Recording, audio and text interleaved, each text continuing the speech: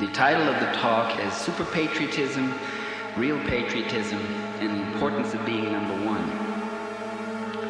Well, as a guest on radio talk shows, I have on a number of occasions criticized U.S. foreign policy, and one time an irate caller called in and he said to me,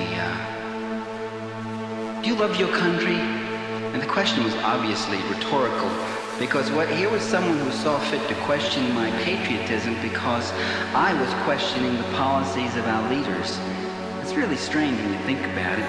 The caller was manifesting a symptom of what might be called superpatriotism, also sometimes called stupor-patriotism, also called pseudo-patriotism, a phenomenon best defined as the willingness to follow our leaders uncritically in all their dealings with other nations, especially when those dealings are confrontational and belligerent and they involve a question of national pride or the use of military force. That's the definition of superpatriotism. This superpatriotism or American chauvinism has been with us throughout much of our history, and whether or not it's the last refuge of scoundrels, as Dr. Johnson would say, it certainly is a very effective instrument in discouraging and discrediting critical public discourse. Well, I think it's time that the superpatriots account for their brand of patriotism, that is, explain to us what it's all about. For instance, what do they mean when they say they love their country? What do they mean by country? You know, academia is not totally without certain virtues. You learn to ask a lot of trivial, detailed questions in any case. So I asked myself, what do you mean by country? Do they love every region and locale in the United States? Well, obviously, very few of us have been to every region and locale, and nor would all of us find all the regions and locales all that lovable. Does love of country mean loving the American people? Well, again, even the most gregarious among us have met only a relatively small portion of the American people. And I would bet that the superpatriots don't particularly love whole sectors of the American public, especially the more bigoted superpatriots. In fact, rather dislike to associate with or have any positive identification with certain people because of reasons of ethnicity, religion, race, and class. Do superpatriots love America for its history and culture? Again, I'm really skeptical of that because it's my impression that they know very little about American history and culture, or rather, much of it is rather unappreciated by them. Furthermore, there's a terrible side to our history that's really not all that lovable. For instance, the extermination of Native American Indian nations, the enslavement of African people, the aggressive wars against Vietnam, Mexico, Canada. We lost 1,000 men on one attack on Canada. I just learned a little while ago. Central America, the Philippines, and elsewhere. Nor might we all be that enamored with certain aspects of American culture. Certainly not the mind abuse of primetime television, the commercialism, the corporate greed, the ecological devastation, the economic and racial injustice.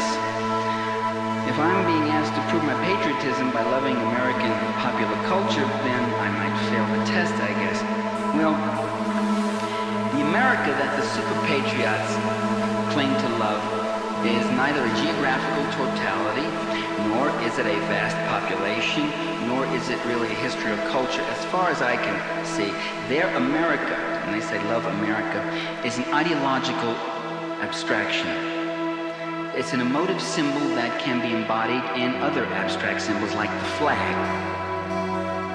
It's sort of almost a love without content. And how else can you love a flag? I mean, a flag, as you know, is a piece of rag on a stick. And it's got colors and things. And if you love that flag, and that flag's a symbol of your country, it's a kind of love that doesn't seem to have a content to it. Well, having said that, let me contradict myself. Because there is one real content to the superpatriotism. Its main substance is militarism. The pacifist and political scientist and activist, by the way, good pacifists are not passive, they're pacifists, and they're quite active. The pacifist and activist, Milford Sibley, he once noted, quote, patriotism for most professional patriots seems to be inseparably connected with military violence and war. Indeed, the most militaristic among us seem to think that they are the most patriotic. Isn't that rather extraordinary? Patriotic virtues are equated with military ones. Our history's patriotic vignettes are usually military ones. Valley Forge, the Alamo, Gettysburg, the battleship Maine, Pearl Harbor, raising the flag on Iwo Jima, D-Day, the MIAs and POWs, and the like. Our country, right or wrong, but mostly our country at war or ready for war. The commemorations of our national leaders during national holidays would be incomplete without the marching troops, the weapon displays, martial music, formations of fighter planes zooming overhead. Even in local communities, when they organize patriotic celebrations, the marching bands usually appear in semi-martial uniforms, the high school cadets with rifles on their shoulders, and if there's an army base nearby, even troops. I remember once sitting in Urbana, Illinois, July 4th, watching this parade come by, and on this float was suddenly this missile. Sort of small missile, but there was this instrument of death on this float that was going by, and there were some people around me, and you know what they did?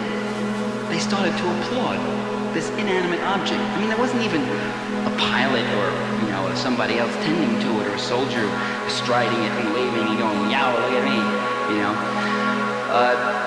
I mean, it was too much for me. They were just applauding this weapon. And a little jet fighter came by on the float and they started applauding that too. This was at a time when these things were being used in Vietnam. Well, even July 4th fireworks sometimes are really a benign representation or replication of the rockets' red glare, the bombs bursting in air, as the top patriotic song on our patriotic hit parade goes. Max Weber once said that the state's irreducible characteristic is a monopoly on the legitimate use of violence. And to be sure, state ceremonies in most states include some display of military force. Now, the way super patriots express their national pride leaves me uncomfortable. It seems the love we are to have for our country rests on some kind of competition with other countries, that it comes at an expense with other countries. It's a love that is predicated on some invidious comparison to other countries being lesser, being not as good. If we love our country, we have to believe it's better than any other. The super patriots will even ask us, don't you think this is the best country in the world? So that you love it because it's better. It's, you know, it's something better. This, by the way, we might recognize immediately as the being number one syndrome.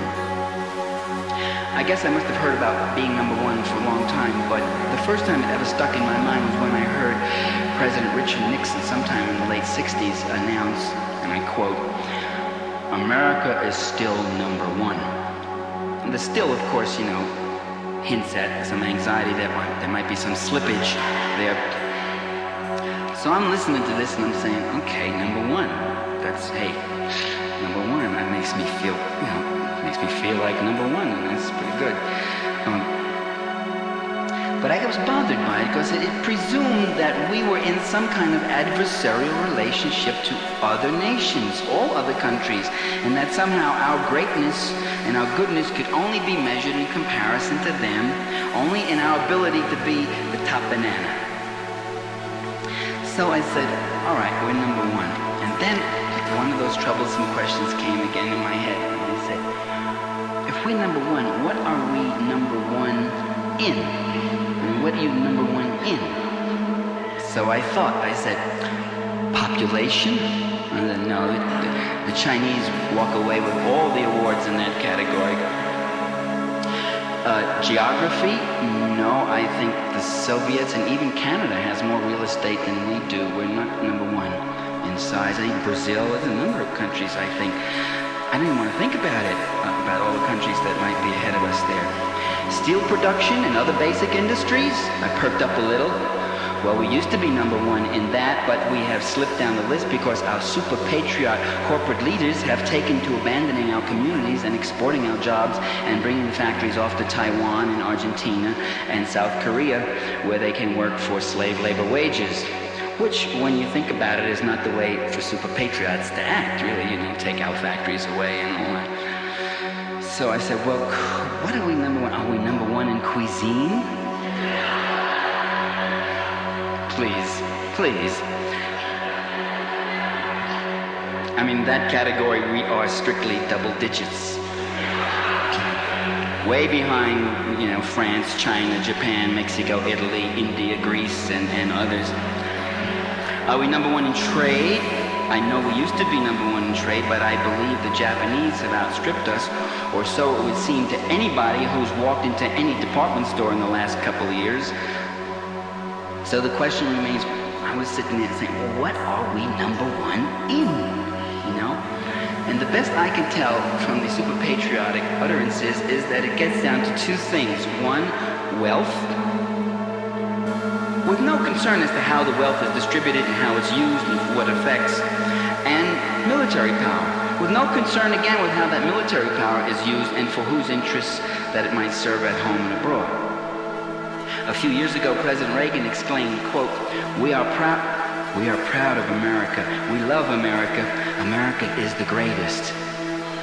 Now, the greatest, when you say America is the greatest, that's another way of saying number one. America is number one. Now, supposedly we can love America and be proud of our country because it's so great. The implication is, however, that if it weren't so great, it wouldn't be so lovable. And that began to trouble me. The super patriot's love of country seems predicated on the country's being up there, stronger and superior to other countries. What happens if it's going to slip? What happens? I started thinking, really, what about people from lesser lands, as we might call them? I mean, what about somebody from Luxembourg? I mean, now Luxembourg is number 122, I mean, just barely ahead of San Marino in its military might. So what does someone from Luxembourg do? They go around shamefaced like this, You say, you from Luxembourg? You from Luxembourg? I say, no, I'm French. No, I'm French. No. And you say, do you love your country? They say, well, what is there to love? I mean, a few border police, no army, no navy. I mean, it's The super patriots were exhilarated by the U.S. aggression perpetrated against Grenada. To them, such military exploits are an affirmation of our nation's strength and worth, and therefore their own individual strength and worth. I mean, there are some people who went around who really got off on the invasion of Grenada. We really kicked their ass out. Wow, like the Washington Redskins versus St. Mary's Junior High School football team. Oh, we really gave it to them. Ronald Reagan, the conqueror of Grenada, reflecting upon his greatest military victory, hailed the venture as an example of how the U.S. defends democracy. Since the U.S. has taken over in Grenada, Grenada's unemployment rate has tripled. Since it's been liberated from Moscow's yoke, Grenada's native enterprises and development projects and health and education programs that were initiated by the New Jewel movement have been abolished and been rolled back. Grenada is once more safe for private capital penetration. And the Reagan invasion served notice to the Caribbean nations they had better not try to develop alternative social orders that go against the multinational corporate way of doing things. That's what the invasion was about. And Ronald Reagan was right when he said it's not a question of nutmeg. It was not a question of direct U.S. capital investment in the country, which was small because it's only a country of 110,000 people. It was a question of serving notice to the Caribbean that you cannot be masters of your own destiny. You cannot develop your resources, your labor, your land, your capital, your technology for yourselves. You are there to be milked by us. That is by people of Ronald Reagan's class, not by us. We got milked on that too. We paid for that expedition. We paid for that invasion. It was our sons who died in that invasion. It was more than 18, I assure you. Questions were raised about the number of people killed. Now, most super patriots don't think about Grenada in that way. They think about it the other way. It was a real victory, as they say.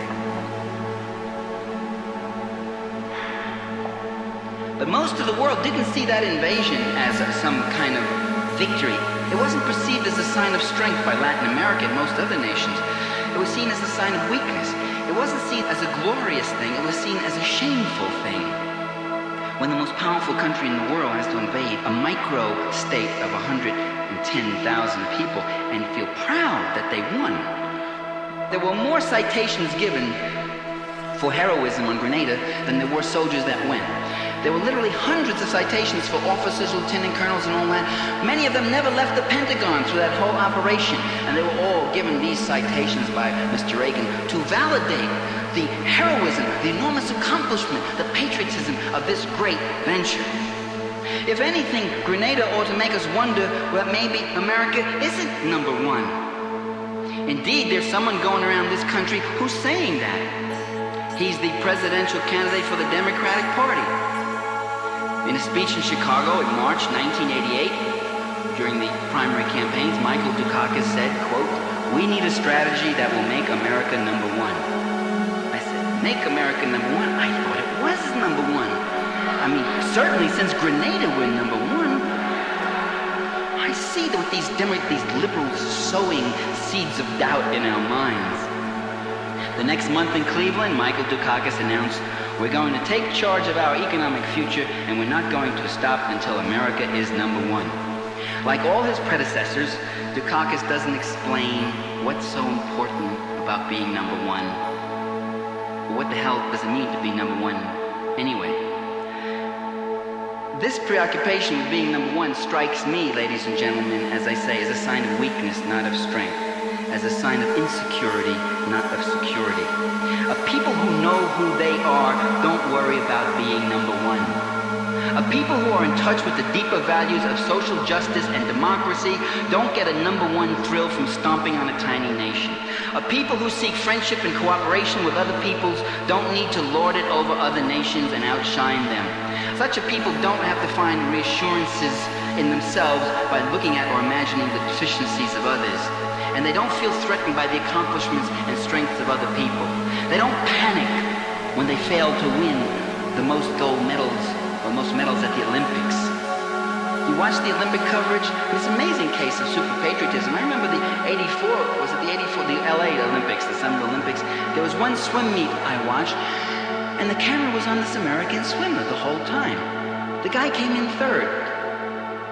And as he came in, the announcement of who won, who got the gold and silver, wasn't made by the ABC announcement. You could hear it, like in the pool. It was an off-mic announcement. I suppose you could hear it, but I didn't catch it. And they just kept saying, I forget the guy's name. Oh, Tom feels bad about that. Yeah, let's get a replay on that last spin. And the camera followed him getting out of the water and walking on. Yeah, it's really terrible. And I'm keep saying, who won that match? Who won it? Who won it? I mean, who were the other guys? Was anybody else swimming in that pool?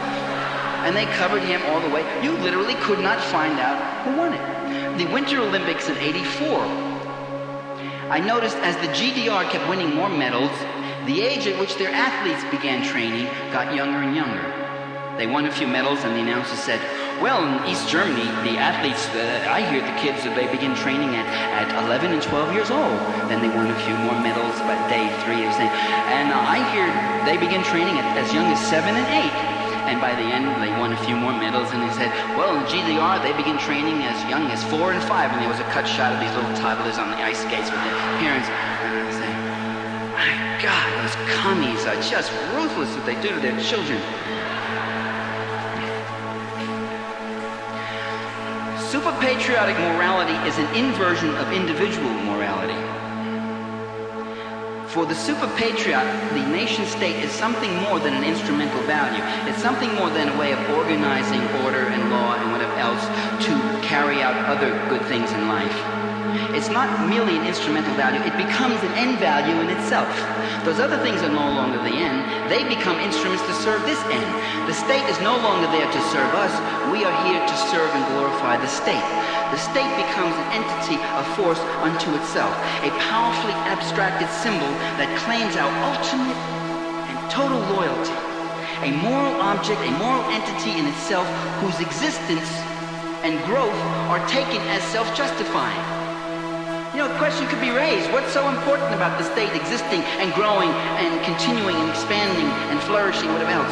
That's taken as self-justifying. In fact, that question would be considered unpatriotic. The moral code that applies to nationalism does not operate the same as the moral code that applies to individuals. The premises that governs all individual morality is that your behavior must at some point lead to self-restraint and even self-sacrifice. In individual morality, there are certain things you should not do, even if they're convenient, advantageous, and whatever else. Even if you have the impulse for them, even if they advance your self-interest, you must not do them. That's what the whole essence or code of individual morality is, as in thou shalt not. These premises are inverted when applied to a nation's behavior, and they often lead to terrible and untrammeled excesses. Individual morality is predicated on the notion that sin, that is harmful and unjust behavior, that's what I mean by sin. There is such a thing as sin, harmful and unjust behavior. That sin is always within the human potential. To err is human, to sin is all too human. But the nation state is something more than human, and there lies the power of its appeal. At the heart of the super-patriotic ethic is the belief that the nation's existence and its actions are so endowed with virtue as to place it above the commonplace rules of life. The restraints that apply to ordinary humans don't restrain the nation. So convinced of its supreme virtue, the nation knows no other restraint than the limitations of its own self-interest, its own desires, and the limitations of its own power. So ultimately, the restraint on the nation is the limitation of its power and the power of others. Ladies and gentlemen, the difference between individual morality and national morality is a very real one. When the aggrandizing individual commits an evil or harmful act, there's some sense that he is to be punished, he or she, or should be punished. At least some questions raised about whether proper standards of conduct have been violated. But some of the most outrageous acts, which would be outrageous under individual moral code and unsupportable in civil life, are applauded as heroism when performed in the name of the nation. Thou shalt not becomes thou shalt do anything by any means necessary if it can be said to be in the national interest and if it serves national security. Well, who are the super-patriots? They can be found in high and low places. They can be found in the White House, and they can be found in your local American Legion post. But super-patriotism, I would argue, is not a product of mass psychology. It's not a product of mass macho psychology as such, although it certainly appeals to machismo, often resorting to a kind of John Wayne approach to foreign policy. I'll give you one quote. President Lyndon Johnson: "The U.S. will not act the great giant that is having its hands tied to get pushed around by a little dwarf armed with a penknife." That's Ronald Reagan. Same guys. That's Lyndon Johnson talking. The little dwarf with the penknife was Vietnam. We've been taught to think that the Archie Bunker is the prototype of the super-patriot. In fact, Archie is one of its victims, one of super-patriotism's victims. He's one of its consumers. He pays the taxes, he bleeds, he sends his kids off and all that, and he falls for it. The suppliers, the pushers of super-patriotism, most conspicuously are our top political leaders, our publicists, our media pundits, our institutional heads, including some college presidents and corporation leaders. Super-patriotic ideology is assiduously propagated by the ruling class of this society. That is the essence, that has been the essence of the Reagan propaganda effort over these 8 years. Like the anti-communist ideology, which is just the other side of that same coin, it is not a product of mass hysteria, although its goal often is to instigate mass hysteria. But ideas do not float around in social space. You see, there's no such thing as just an idea around, like a virus. In fact, viruses don't quite float around. They go according to certain social relations. And so with ideas are mediated through social structure, through social organization, through a social system. That is, through organized statuses, roles, groups, families, schools, communities, media, other institutions, whatever else. And some ideas then are mass marketed. Some ideas are taught to us from day one in those little flag salutes we have at school. That Ronald Reagan isn't just getting off in irrelevant things when he talks about flag salutes and prayers in the schools and pushing those symbols in school. He wants to institutionalize, he wants to internalize within kids at the first grade level, if you will, this gut instinct to wave that flag, to rally around that flag, to get in there when it's a Pueblo or the Grenada or Central America or whatever else, and not ask too many questions and just say, my country, and I love my country, and let's do it. I think it's not a manifestation of individual psychology. I think it's a mediated thing, because the super-patriotism, machoism, is not something that just swaggers around in any direction. It's directed toward very particular, specific political goals. It has very specific targets, like Cuba, Vietnam, Nicaragua, the USSR, Grenada, countries that are, or in case of Grenada, were developing social orders that threaten global capitalism. But in relation to some other countries, the super patriots aren't so macho. In fact, they're very passive, very suffering, very accommodating, very supportive. They don't have the macho virtues that what the patriarchs would call the feminine virtues almost. They're this way when it comes to Chile, Guatemala, El Salvador, Indonesia, South Africa, Israel, South Korea, Zaire. Countries that support the interests of multinational capitalism and imperialism. So psychological categories in politics offer some explanation regarding predispositions, but they do not explain the actual policy directions. For that, you have to look at such things as class interests, economic interests, and other such things. One of the key functions of super-patriotism is to blur the differences in class interests in our society and try to convince us that we're all in the same boat, rich and poor alike, you, me, the Mellons, the Morgans, the Rockefellers.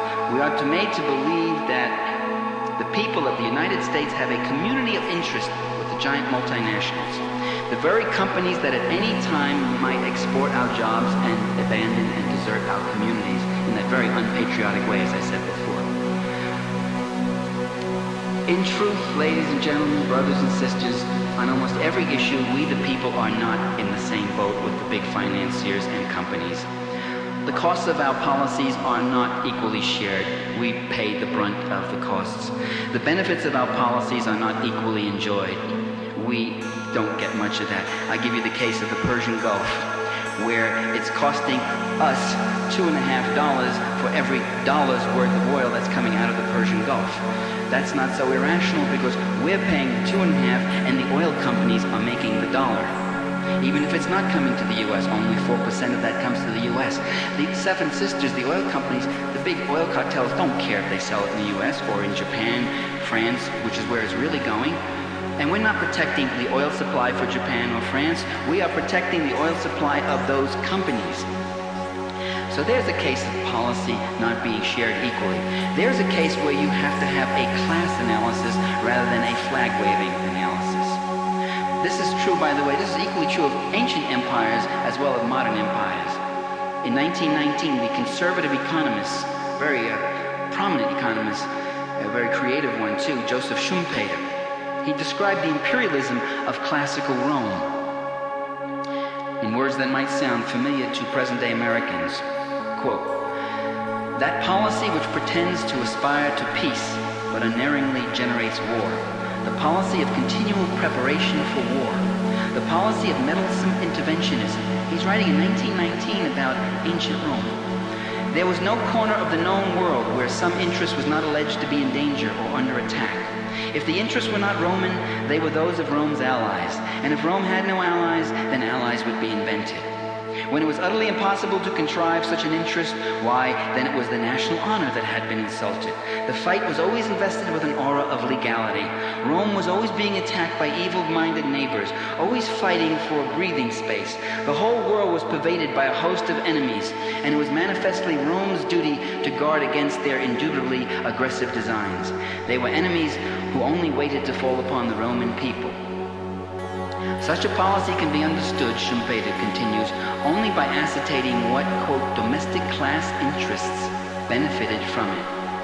Even, you see, conservatives can have a class analysis as long as it's 2,000 years ago.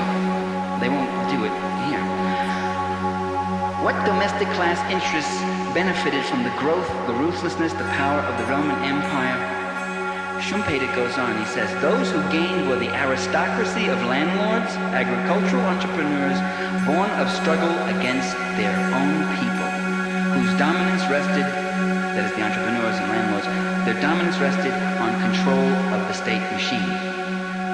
The historian Ernst Badin, also talking about Rome, no administration in history has ever devoted itself so wholeheartedly to fleecing its subjects for the private benefit of its ruling class as Rome of the last age of the Republic.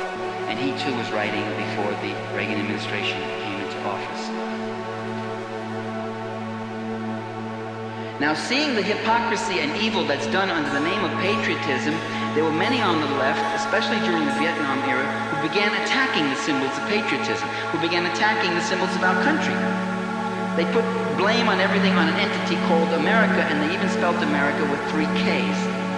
They burned American flags, thereby convincing millions of our compatriots that they were traitors, or nuts in any case. They blamed America for what was being done in its name by a coterie of imperialists and militarists and capitalists.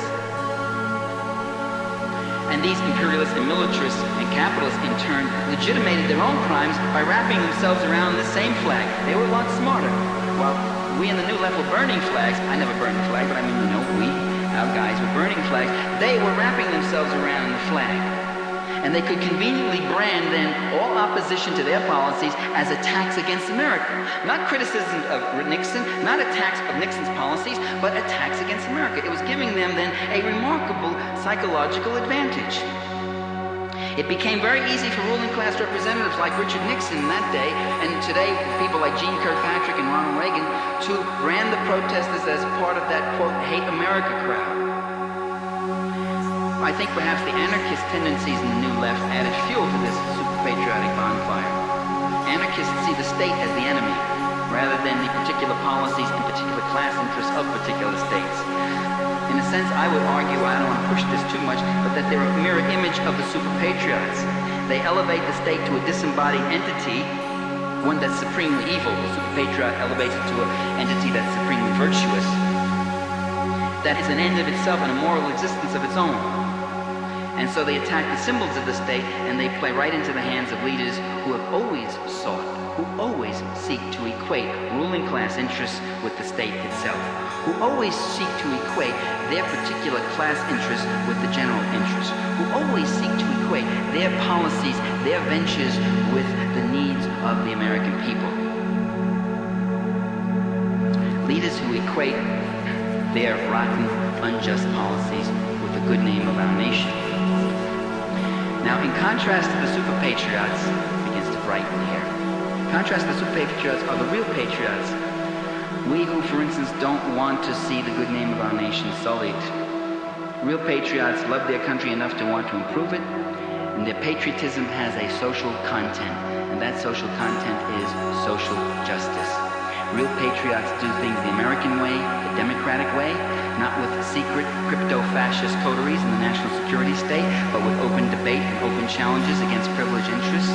Real patriots know that democracy is not just the ability to hold elections, but to serve and fulfill the basic needs and interests of the demos, the people.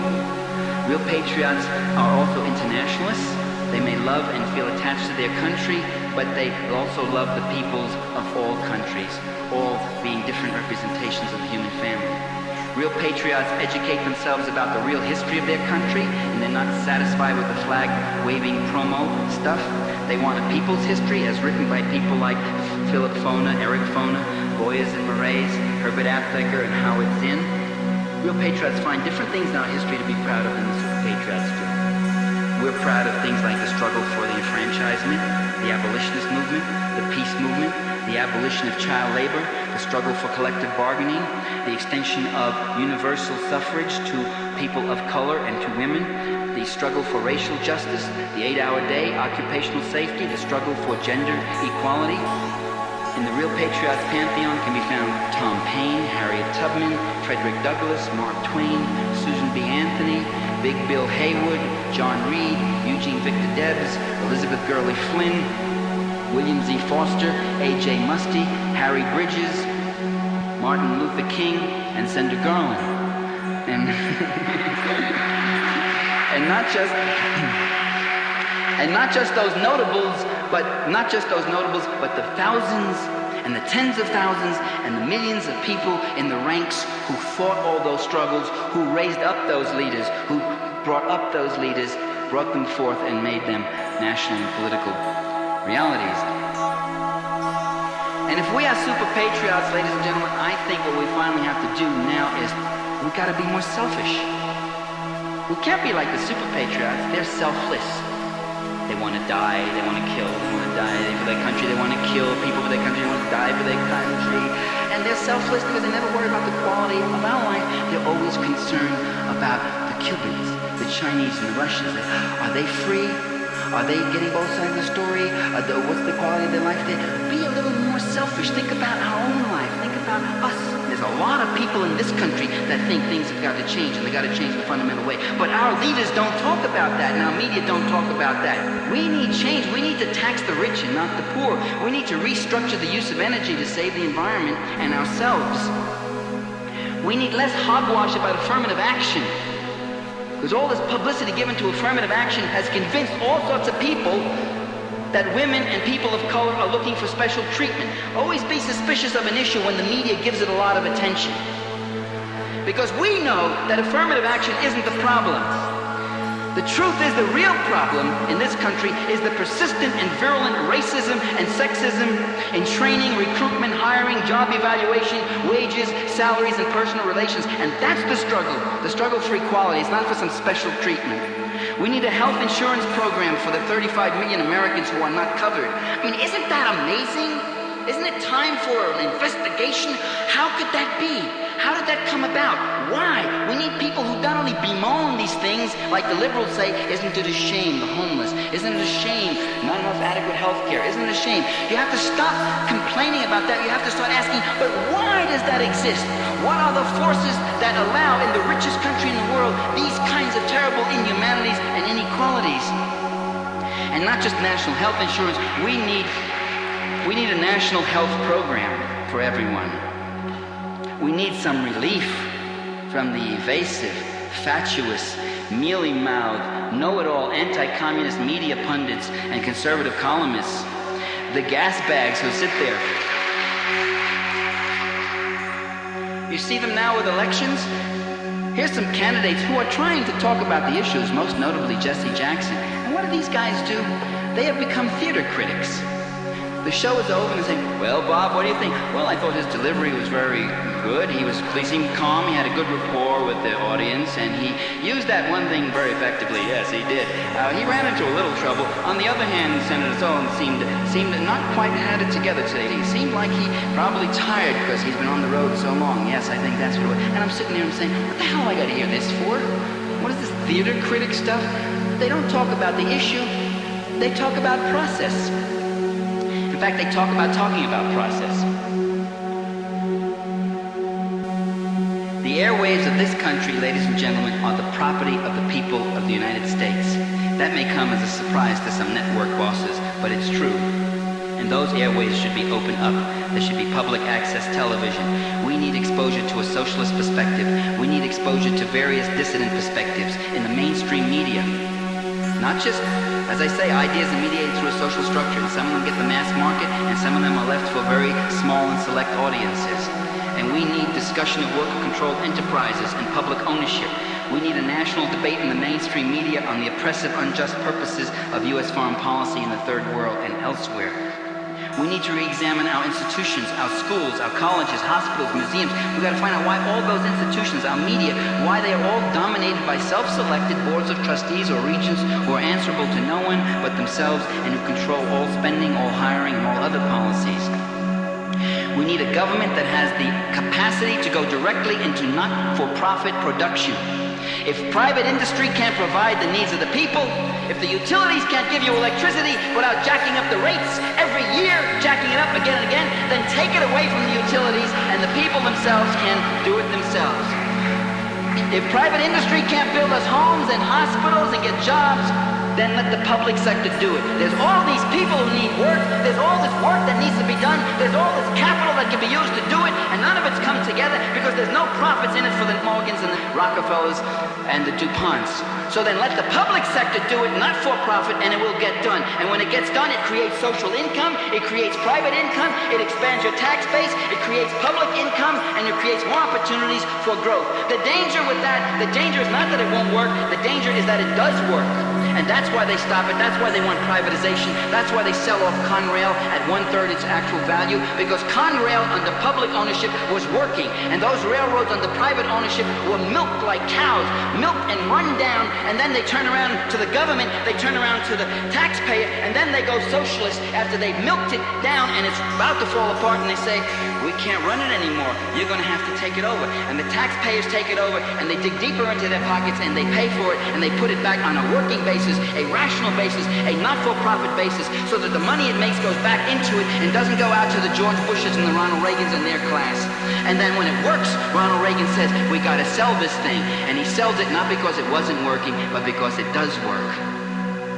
We need to open up our political system, ladies and gentlemen. We need to have new parties, not just two capitalist parties, not just two anti-communist parties, not just one party that red baits and liberal baits, and another party that lives in fear of being red baited and liberal baited. We need to do what the Sandinistas in Nicaragua have done, which is have proportional representation, so that if a minority party wins 11% of the vote in Nicaragua, it gets 11% of the seats in the National Assembly. They don't tell you that in the media. Ronald Reagan hasn't dwelled on that fact, has he? As the Sandinistas have done, we need funding for minority parties. We need free TV time for minority parties. Conservatives palm themselves off as being more patriotic than liberals.